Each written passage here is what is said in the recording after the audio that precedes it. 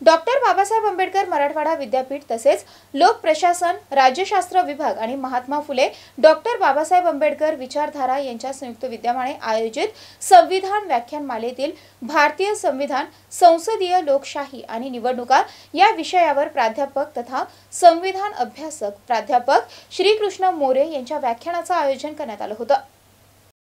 यावेळी प्राध्यापक श्रीकृष्ण मोरे यांनी राज्यघटनेतील विविध भागांचा अभ्यासपूर्वक दाखला देत भारतातील सध्या परिस्थिती, लोकशाही आणि निवडणुका याबाबत आपले मत त्यांनी व्यक्त केले। तसेच देशातील निवडणूक आयोग, त्यांचे कार्य तसेच निवडणूक पद्धती, राष्ट्रपती, पंतप्रधान यांची निवड याबाबतही त्यांनी कार्यक्रमामध्ये मार्गदर्शन केले। सध्या देशामध्ये विरोधी पक्ष, निवडणुका तसेच पक्ष अदलाबदल या ताज्या घडामोडीबद्दलही त्यांनी भाष्य केले। विद्यार्थ्यांनी उपस्थित केलेल्या विविध प्रश्नांचे देखील त्यांनी निरसन केले।